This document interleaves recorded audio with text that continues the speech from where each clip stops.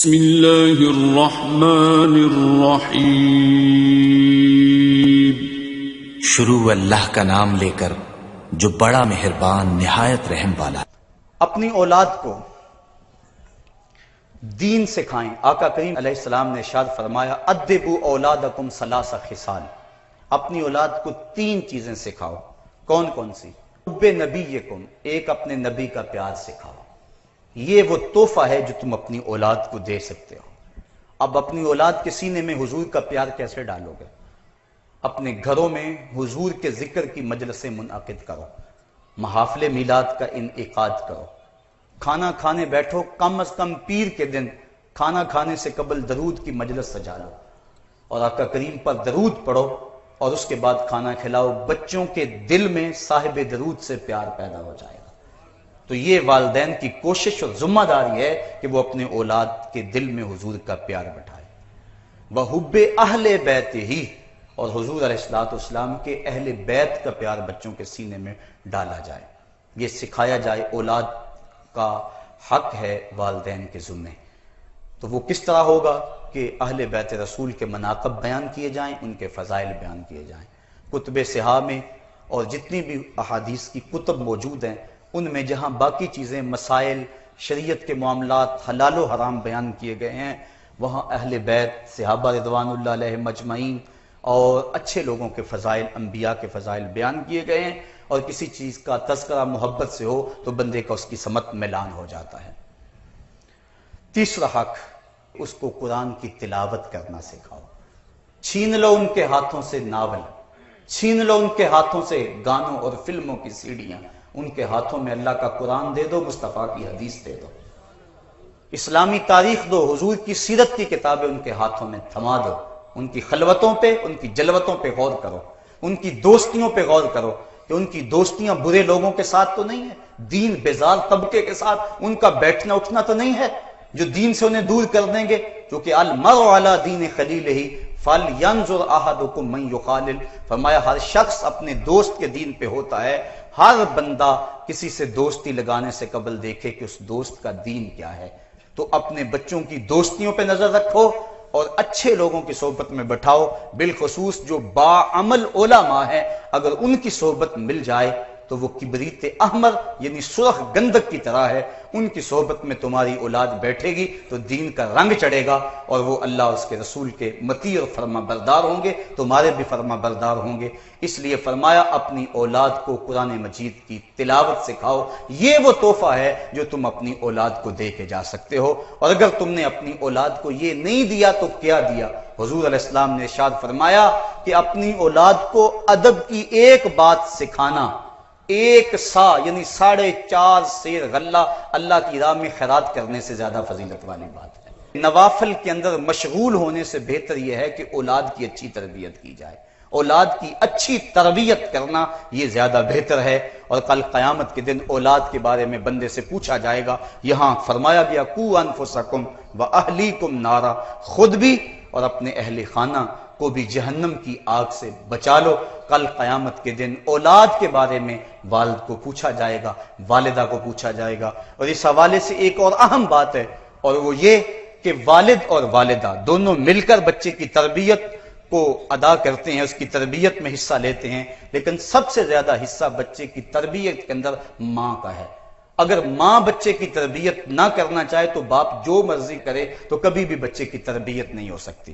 اس لیے ماں کا حق ہے کہ وہ اپنے بچے کی تربیت کے اندر بہت سارا حصہ لے، اس کو اپنے پاس بٹھائے، وقت دے۔ ہم بچے کو سکول بھیج دیا، سکول سے آیا تو ٹیوشن بھیج دیا، اس کے بعد ٹی وی پہ بیٹھ گئے، خرابی ہوگی۔ بچوں کو نہ باپ نے ٹائم دیا نہ ماں نے ٹائم دیا، اور بعد میں بچے بڑے ہو کر ماں باپ کے قریب نہیں ہوتے، ماں باپ بیماری میں تڑپ بھی رہے ہوں، بچے آ کے دوائی لے دینا یہ اپنا فرض سمجھتے ہیں، ان کے پاس بیٹھنا اپنا فرض نہیں سمجھتے ہیں اور وہ اپنے کاموں میں مشغول ہو جاتے ہیں۔ تو اپنی اولاد کو آج وقت دیں، کل تمہاری اولاد تمہیں وقت دے گی۔ اور اپنی اولاد کو دین کی طرف راغب کریں۔ جب بچوں کی بغلوں میں بال اگنے لگے تو ان کو کہو کہ ان کو کھینچنا ہے، مونڈنا نہیں۔ عموماً اس وقت پتہ چلتا ہے جب بندہ موڑ چکا ہو، جبکہ حدیث کے اندر نتف الابط کے لفظ ہیں کہ بال کھینچنا جو ہے وہ مسنون ہے، اور کھینچنے سے چند بار کھینچنے سے یہ بال ویسے ہی جو ہے وہ ختم ہو جاتے ہیں، تو ان کو ترغیب دیں۔ جب بچے کی داڑھی کا خط آنے لگے تو اسے ترغیب دیں کہ یہ اللہ کے رسول کی سنت ہے، اس کا قتل نہیں کرنا۔ وہ بدقسمت مائیں ہیں جو بیٹوں کو کہتے ہیں کہ بیٹا ابھی تیری عمر داڑھی کی نہیں ہے، اگر داڑھی کی عمر نہیں ہے تو آئی کیسے ہے؟ بلکہ بیٹے کو ترغیب دے، اس کو سنت امامہ سجانے کا کہے، اس کی پیشانی چوم کر جو ہے کہے کہ بیٹا تیرا یہ حلیہ مجھے بھی پسند ہے، اللہ اور اس کے رسول کو بھی پسند ہے۔ تو پھر حالات کا جبر، زمانے کی تند و تیز ہوائیں بچے کے لیے مسئلہ نہیں بنے گا۔ اس لیے اپنے بچے کی تربیت اس انداز سے کریں۔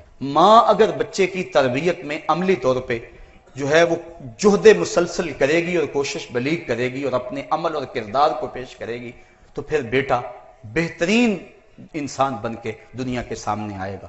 آپ کائنات کے اندر جتنے بھی اچھے لوگ دیکھتے ہیں ان کے پیچھے ان کی ماؤں کا ہاتھ ہے۔ اگر کربلا کے تپتے ہوئے ریگزار میں 22,000 کے لشکر جرار کے سامنے حسین ابن علی ڈٹا ہوا ہے تو یہ فاطمہ بنت محمد کے دودھ کی تاثیر ہے۔ مائی راستی ماں ہو تو بیٹا فرید الدین گنج شکر ہوتا ہے، مائی ام الخیر ہو تو بیٹا غوث اعظم شیخ عبد القادر جیلانی ہوتا ہے۔ ماں بیٹے کو درہم سیدھ رہی ہے اس کی آستین میں اور ساتھ تاکید کر رہی ہے کہ بیٹا جھوٹ نہیں بولنا، اور پھر دنیا نے دیکھا کہ کتنے ڈاکوؤں کو توبہ کی توفیق نصیب ہوئی۔ یہ ماں کی تربیت کا اثر ہے۔ آج کی مائیں اپنے بیٹوں کو کیا کیا درس دے رہی ہیں اور کن راہوں کا مسافر بنا رہی ہیں۔ ایک وہ مائیں تھیں جو اپنے بیٹے کو دولہے کی طرح سجا کر رزم گاہ جہاد میں بھیجا کرتی تھی۔ حضرت ام عمارہ کی اس کہانی کو کون بھول سکتا ہے، جب ان کے بیٹے حضرت حبیب بن زید مسیلمہ کذاب کے مقابلے میں آئے اور مسیلمہ کذاب کے سپاہیوں نے پکڑ کے مسیلمہ کذاب کے سامنے حضرت حبیب بن زید کو رکھا، بڑے خوبصورت تھے۔ مسیلمہ نے کہا ایک بار کہہ دو کہ میں اللہ کا رسول ہوں، میں تمہیں چھوڑ دوں گا۔ حضرت حبیب بن زید کہنے لگے جس زبان سے محمد رسول اللہ کہا ہے اس زبان سے مسیلمہ کذاب کو رسول کیسے کہہ سکتا ہوں؟ اس نے حضرت حبیب بن زید کا ایک ہاتھ کاٹ دیا، پھر کہا ایک بار کہہ دو میں تجھے اب بھی چھوڑ دیتا ہوں۔ کہا میں نے پہلے نہیں کہا مومن کی تو ایک زبان ہوتی ہے؟ جب میں نے کہا ہے محمد رسول اللہ تو پھر کیسے میں اب مسیلمہ کذاب کو رسول کہہ سکتا ہوں؟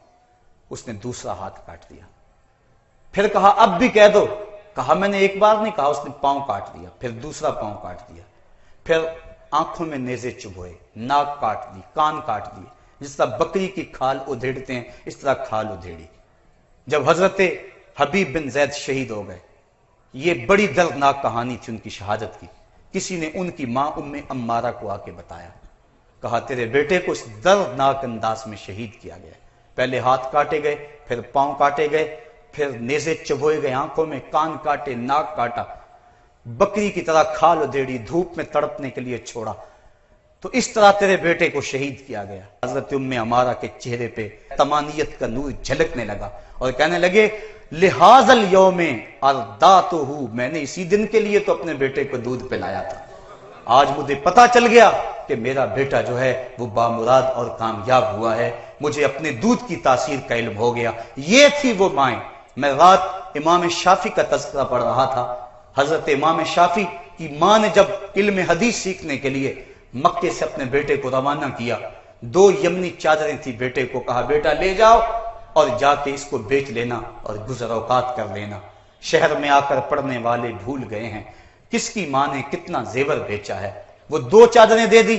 امام شافعی کہتے ہیں میں یہاں مدینہ شریف آ گیا، علم حدیث حاصل کرتا رہا، علم کا نور میرے سینے میں اترتا رہا، امام مالک کی صحبتوں میں وقت گزرا۔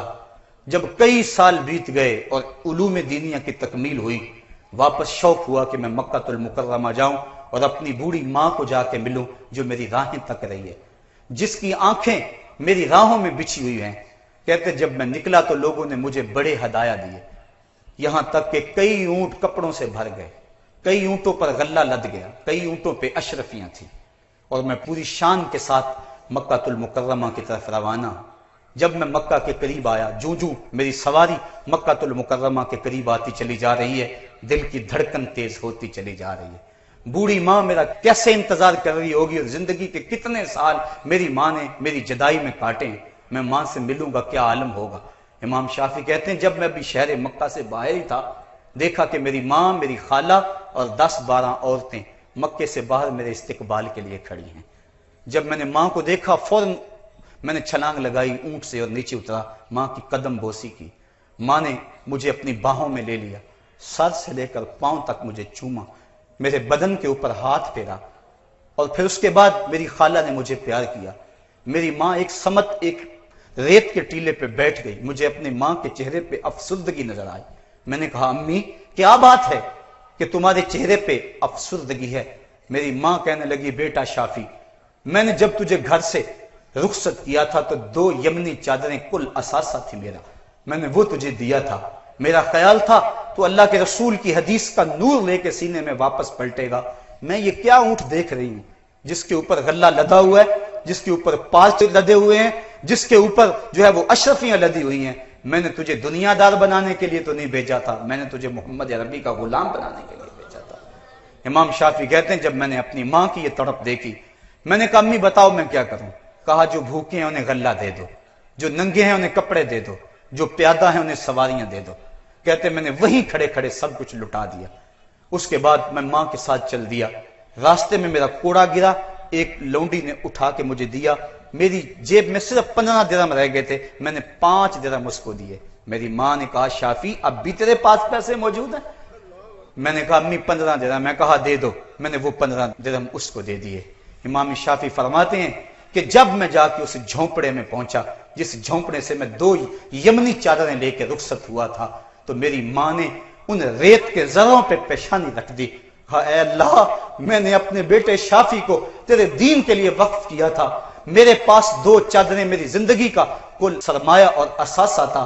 बेवा औरत के पास यही कुल कायनात थी, मैंने तेरी राह में लुटा दी। ऐ अल्लाह, अब शाफी पलटा है तो उसके पास कोई चीज मौजूद नहीं है। हाँ, तेरे महबूब की हदीस का नूर इसके सीने के अंदर भरा हुआ है। ऐ अल्लाह, शाफी को कबूल कर ले और इसको दीन की खिदमत की तौफीक अता कर दे। इमाम शाफी कहते हैं मैं जो कुछ भी हूं माँ की दुआओं का रूप हूं, मेरी जिंदगी तेरे प्यार का इनाम ही तो है। तो साहिबो, वो लोग जिन्होंने अपनी जिंदगी के शब रोज इन राहों पे गुजारे और अपनी औलाद की अच्छी तरबियत की, वही लोग कामयाब और बामुराद हैं। आओ अपनी औलाद से हमदर्दी यह है कि उन्हें जहन्नम के शोलों से बचाया जाए। औलाद के लिए माँ बाप क्या नहीं करते, सब कुछ बेच डाल देते हैं कि इसका मुस्तकबिल ठीक हो जाए, ये डॉक्टर बन जाए, ये इंजीनियर बन जाए, अपने सारे असासे बेच देते हैं ताकि इसका मुस्तकबिल ठीक हो जाए। किस मुस्तकबिल की बात कर रहे हो? जो 10, 15, 20 साल का है। 45 साल तो एवरेज जिंदगी माहिरीन ने निकाली है, 50 साल लगा लो, 30 साल तक पढ़ते पढ़ते गुजर गई, बाकी 20 साल बचे, उसको मुस्तकबिल कह रहे हो और उसके लिए सब कुछ बेच दिया, सब कुछ लुटा दिया उस मुस्तकबिल के लिए। तो जो मुस्तकबिल ना खत्म होने वाला है, जिस मुस्तकबिल की कोई नुक्ताए अंजाम ही जिसका नहीं है, तो उसके लिए भी अपनी औलाद को क्या तुमने कुछ दिया? उसको नेकी की राहों पे डाला? क्या वो औलाद अगर हराम कमाती है तो जहन्नम की आग में नहीं जलेगी? अगर नमाज छोड़ती है तो अल्लाह के कहरो गजब की वो औलाद मुस्तहिक नहीं होगी?